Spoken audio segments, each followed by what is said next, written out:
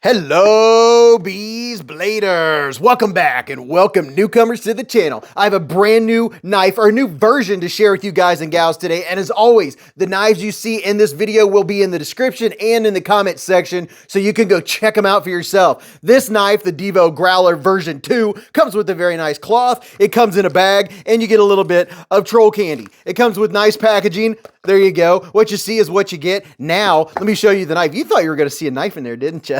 It's right there. I have already been checking out the Growler V2, and I'm going to tell you what I think about it. All the odds and ends, the goods, the bads. The question is, are there bads? Are there goods? And how many of one or the other are there? But to be formal about it, this is the Devo Growler V2. Would you look at it? Just look at it and all of its growlerness. Very nice. And check this out. It has a reversible deep carry clip and it's a wire clip, which I love the wire clip. And by the way, if you'll look right around here, ladies and gentlemen, it has ample room to get in and out of your pocket without snagging on your pocket. I appreciate that big time. And I very much appreciate the fact that it's reversible, because you all know I carry a knife in both pockets. And you do have an ample sized lanyard hole. You can put a big old rope through that puppy. But wait, there's more. This has T8 hardware all the way around. That right there, my friends, is a captive pivot. And you'll look here, Devo knives. And by the way, this was designed by Colin Mason Pierre and Kevin Johnson of YouTube's famous Lefty EDC. If you're not familiar with Lefty EDC, I'd be surprised. But if not, go check out Lefty EDC for amazing knife content. So let's get into this bad boy. So, before we open the knife, I have to show you that is what you call jimping. Would you look at the jimps? I could do that all day long. That is my kind of jimping. Let's get this blade out. You ready? Pow! Right in the kisser. Oh, mama. And it comes out with authority. Now that is what I call a detent. That detent ball was like, dude, I can't take it anymore. I'm coming out. There ain't nothing you can do about it. It comes out with some serious thwack. And I mean, you almost have to give it a little bit of oomph. I do appreciate the stiffness. Watch it. I do appreciate what's another word for that? The rigidity of the detent. It does a great job. Here's a look at your finish on that blade. And oh, would you look at that blade?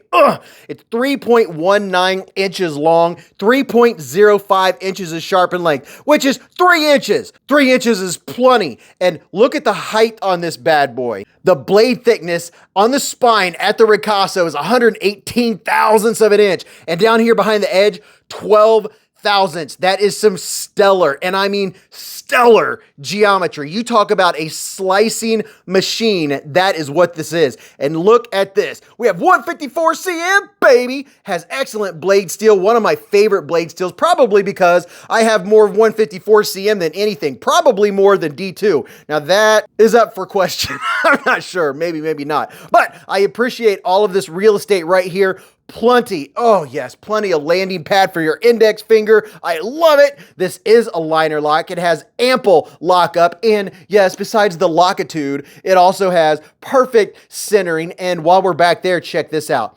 Titanium backspacer for a little bit of flair. There are 3 different configurations of this bad boy. You can get this blue aluminum, a carbon fiber, or a G10 version. And I'll tell you more about that here in just a second. And if you haven't deducted already, this is a captive pivot, and there are ceramic bearings in that pivot. We'll do a couple fun things here, and then we'll get to the ergos. I want to show you how she slices, because you know that's the fun stuff, right?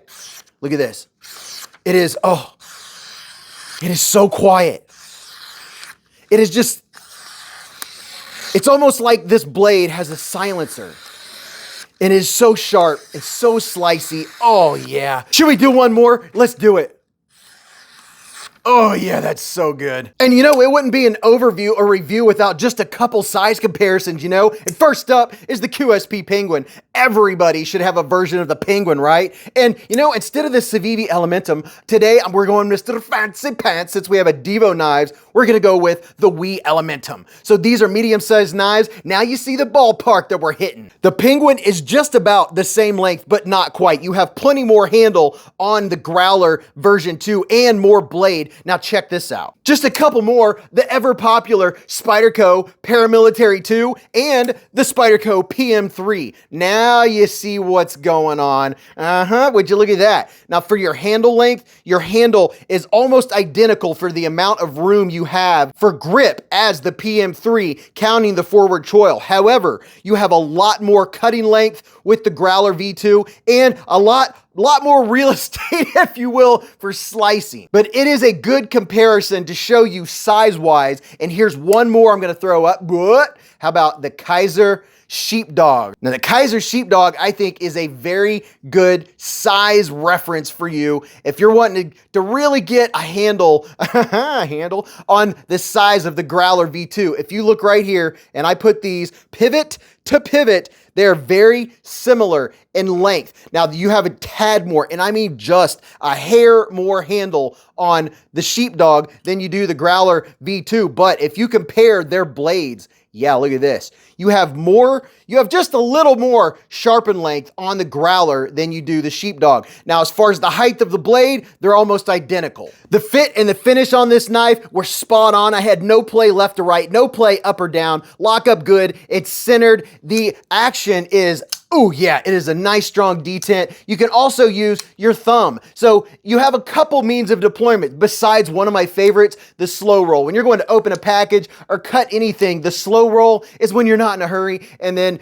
that leads into fantastic ergonomics. The ergos are so good with this knife, and I would say that it was probably designed to be held in the choked up position using that forward choil. Your hand just wraps around and just loves it long time.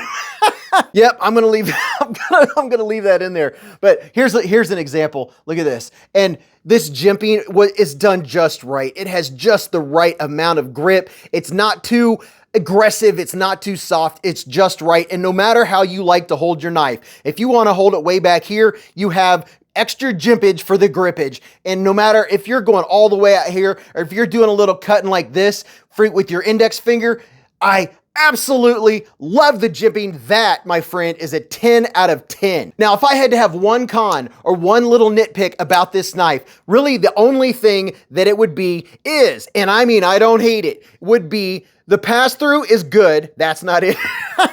You have ample jimping on the liner lock. It's not a luxury feel. That's the only thing. See, that is not, can you call that a nitpick? Is you do have to commit your thumb and put just a little bit of pressure. And I mean, if you have soft hands, just do it a little bit. You'll work at it. But I'm putting, it's not bad, but just a minimal amount of pressure on that liner lock to disengage it. If you fidget with this all day long, you might start to feel it, but it is not hateful. In other words, I don't have a nitpick with this knife. I like everything about it. Of course, I can think of things that I would like to do to it, or maybe some milled scales, or maybe try some micarta scales, but that's the way with any knife. You always want to do a little bit of this, a little bit of that, and spruce it up a little bit. But as it is, out of the box, I absolutely love this knife. They nailed it on the action, the ergos, the size of it, everything is just right. You could use my discount code at White Mountain Knives to get 10% off this bad boy.